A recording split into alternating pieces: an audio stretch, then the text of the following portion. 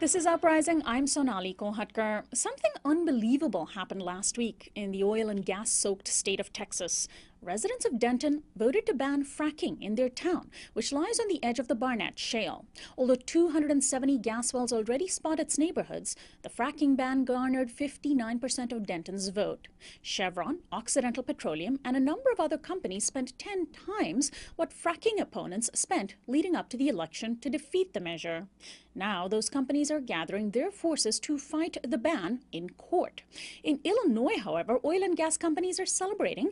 The Illinois state government, with no public consultation, approved fracking rules and cleared the way for companies to apply for permits in a 15-minute closed-door meeting last Thursday. Oil and gas companies will now be able to start setting up operations in Illinois 30 days after paying a fee of only $13,500. But communities around the nation, like Denton, Texas, are standing up to oil companies and instituting fracking bans. Last week's elections had a record number of 8 fracking bans on the ballot around the nation. 4 of them succeeded. Along with Texas, residents of Athens, Ohio, and the California counties of San Benito and Mendocino approved bans in their communities. Well, joining us today to analyze what all of this means is my guest, Jeff Biggers. He's an award-winning journalist and author of State Out of the Union, Reckoning in Eagle Creek, and the United States of Appalachia. Welcome to Uprising, Jeff. First, how historic was what happened in Denton last Tuesday? There were similar bans in other parts of the country, but Denton, Texas in particular, the small town that is overwhelmed with a lot of fracking operations, managed to beat back a huge industry.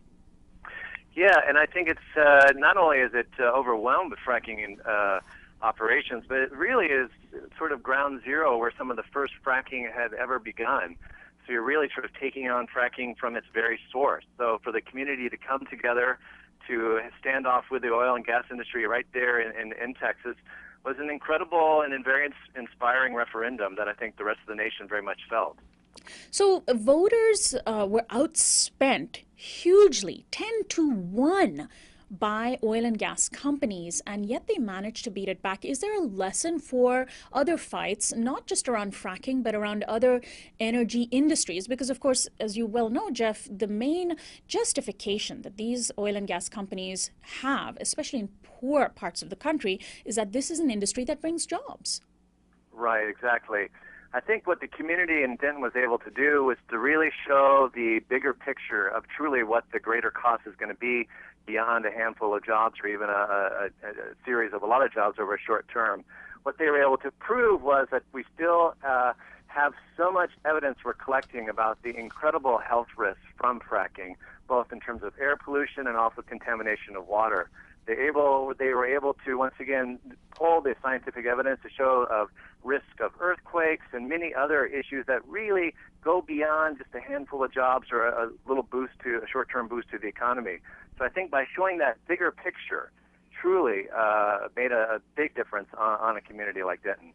Now, there were also there's also going to be the pushback right away. I mean, barely has the dust settled when companies who are relying on this industry have promised to fight it in court. But if voters have spoken, they've spoken. I mean, if this is a democracy and they have very directly decided what they want, and they're not infringing on the rights of a minority population, for example, how Proposition 8 did in California. They are simply voting for their own rights against an industry whose profit is at stake. Can the legal challenge stand up in court?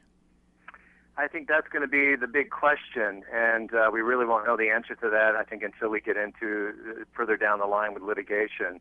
I think what's very important, though, was the ripple effect, what that Denton did on the rest of the country.